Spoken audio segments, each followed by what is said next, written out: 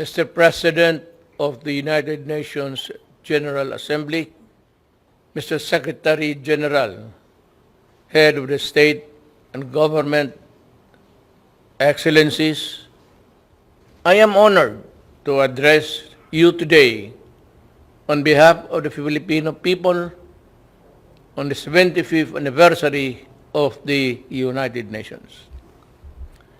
The invisible enemy that is COVID-19 has brought about an unfamiliar global landscape and unleashed a crisis without precedent. It is the biggest test the world and the United Nations face since World War II. While the United Nations has brought relief and hope to so many countries and peoples around the world, it now finds itself saddled by a virus that has taken many lives and wrecked economies and social order. We are at a crossroads. How we address COVID-19 will define our future. For the Philippines, this means putting up all of the peoples of our United Nations at the core of this response. We will need to ask hard and fundamental questions about the vision and mission that the United Nations conceptualized 75 years ago. We need to ask ourselves whether or not we have remained true and faithful to the United Nations principles and ideas. Mr. President, in the light of the realities of the present, the Philippines grieves with all of the families all over the world who lost their loved ones to this horrible virus. We extend our heartfelt condolences. We salute all frontliners who put up their lives on the line even in countries not their own. So also do we honor and recognize the healthcare professionals who selflessly answered the call and to combat the COVID-19 pandemic despite its virulence and unknown characteristics. While each nation has its own strategy in fighting the pandemic, what the world needs are coordinated international plans and efforts to pursue a common purpose. COVID-19 knows no border, it knows no nationality, it knows no race, it knows no gender, it knows no age, it knows no creed. The Philippines values the role that the United Nations plays in its fight against the pandemic. And a middle-income country whose economic advantages have been derailed by the pandemic, we welcome the launch of the UN COVID Response and Recovery Fund. Ensuring universal access to anti-COVID-19 technologies and products is pivotal in the global pandemic recovery. The world is in the race to find safe and effective vaccine. When the world finds that vaccine, access to it must not be denied nor withheld. It should be made available to all rich and poor nations alike as a matter of policy. The Philippines joins our partners in the ASEAN and the non-aligned movement, and in raising our collective voice, the COVID-19 vaccine must be considered a global public good. Let us be clear on this. We can call for a global health agenda with enough resources, and policy space for the World Health Organizations.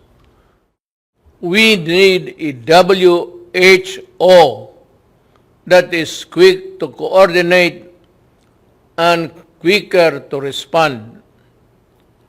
The Philippines will do its part in the pooling of global resources.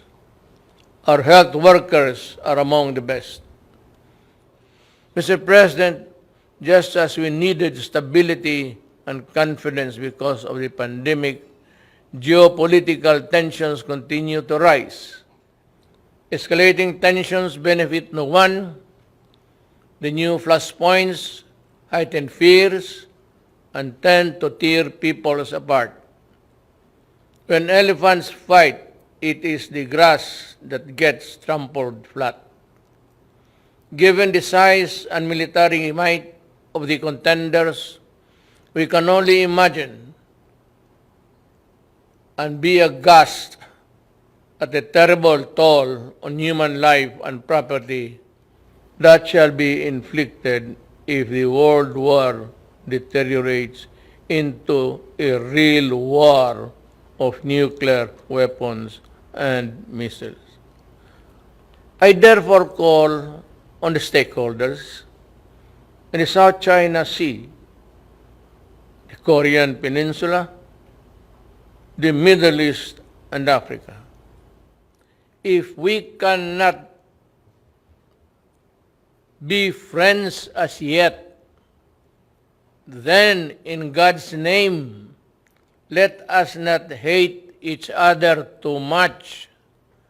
I heard it once said, and I say it to myself, complete agreement. Mr. President, Filipino migrant workers have been devastated by the pandemic. Many have lost not only their livelihood, but also their health and lives as well. Yet they go on in the front lines healing, caring others in the different parts of the world. The Philippine government has embarked on an unprecedented repatriation program. More than 345,000 overseas Filipino workers needed to come home then. We have brought back half and are bringing back the rest. We thank the countries that have provided Filipino migrants with residence permit, access to testing, treatment, and related health services in this pandemic. We brought back most of our seafarers who were stranded because of COVID-19 restrictions. We pioneered with the IMO of the Green Lane for a safe changes of seafaring crews. In these times, we need stronger cooperation in promoting and protecting the rights of migrants, regardless of their migrant status. We must all adhere to the Global Compact of safe, orderly, and regular migration. Unless states include all the migrants in this response to this pandemic, no one among us is safe until everyone is safe, as the Secretary General has said. With the poverty rate reduced at 16.6% and a sustained economic growth of 6.4%. Between 2010 and 2019, the Philippines was on track to becoming an upper middle income country by the end of 2020. But the pandemic has placed our economy in recession. Despite this downward pressure on growth, the Philippines remains committed to the Sustainable Development Goals. Mr. President, the same urgency needed to fight COVID-19 is needed to address the climate crisis. This is a global challenge that has worsened existing inequalities and vulnerabilities from within and between nations. Climate change has worsened, and the ravages of pandemic. People in the developing countries like the Philippines suffer the most. We cannot afford to suffer more. The Philippines joined the Paris Agreement to fight climate change. We call on all parties, especially those who have not made good their commitment to fight climate change, to honor the same. We call on all parties to strengthen communities and peoples for preparedness and resilience. We're talking about mankind and Earth, our one and only home. Mr. President, the Philippines will continue to protect the human rights of its people, especially from the scourge of illegal drugs, criminality, and terrorism. A number of interest groups have weaponized human rights, some well-meaning, others ill-intentioned. They attempt to discredit the functioning institutions and mechanisms of democratic country and a popularly elected government which in its last 2 years still enjoy the same widespread approval and support. These detractors pass themselves off as human rights advocates while preying on the most vulnerable humans, even using children as soldiers or human shields in encounters. Even schools are not spared from their malevolence and anti-government propaganda. They hide their misdeeds under the blanket of human rights, but the blood oozes through. To move forward, open dialogue and constructive engagement with the United Nations is the key, but this must be done in full respect of the principles of objectivity, non-interference, non-selectivity, and genuine dialogue. These are the fundamental basis for productive international cooperation on human rights. Mr. President, terrorism looms large. As I said at the Aqaba process, the Philippines will do everything and partner with anyone who would sincerely desire to protect the innocent from terrorism in all its manifestations. The Marawi siege, where foreign terrorist fighters took part, taught us that an effective legal framework is crucial. Our 2020 Anti-Terrorism Act shores up the legal framework by focusing on both terrorism and the usual reckless response to it.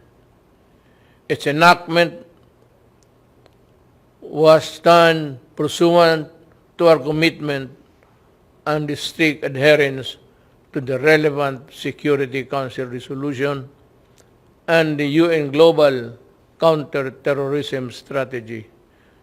Most importantly, we remain committed to rebuild the stricken community and address the root causes of terrorism and violent extremism in my country.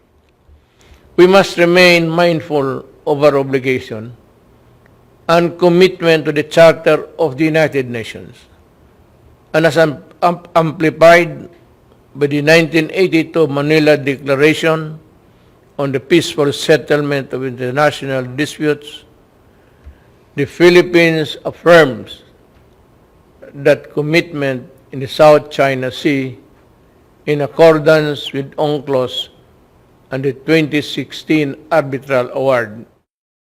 The award is now part of international law, beyond compromise and beyond the reach of passing governments to dilute, diminish, or abandon. We firmly reject attempts to undermine it. We welcome the increasing number of states that have come in support of the award and what it stands for. The triumph of reason over rashness, of law over disorder, of amity over ambition. This, as it should, is the majesty of the law. Mr. President, the global health crisis has further complicated the global security environment. But no aspiration nor ambition can justify the use of weapons that destroy indiscriminately and completely. There is no excuse for deaths that a nuclear war could cause, nor the reckless use of chemicals and biological weapons that can cause mass destruction. These weapons of death put us all at mortal risk, especially if they fall into the hands of terrorists without a shred of humanity in their soul. We can call all member states to fully implement the Nuclear Non-Proliferation Treaty and the Chemical and Biological Weapons Convention. I have asked the Philippine Senate to ratify the treaty on the prohibition of nuclear weapons, and importantly, we were among those to sign it first. Mr. President, the Philippines has a long history of opening its doors to the refugees. From the White Russians following the 1917 Revolution and the European Jews in the Second World War and the Vietnamese in the late 1960s and the Iranians displaced by the 1979 Revolution, among others. The Philippines continue to honor this humanitarian tradition in accordance with our obligation under the 1951 Convention of the Status of Refugees and the 1967 Protocol. But lest we forget, helping the most vulnerable, those displaced by conflict, persecution, and political instability is a shared responsibility of all countries.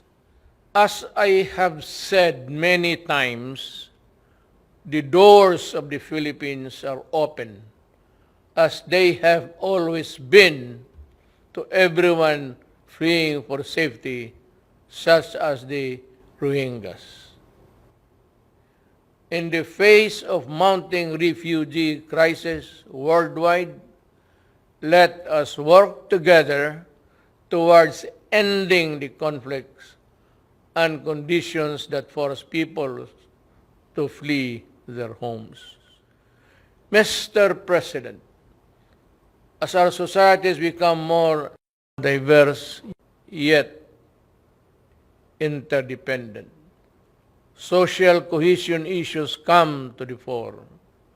Mutual understanding always accompanied by mutual tolerance between those of different faiths and cultures is the only foundation of societies at peace with itself and all others.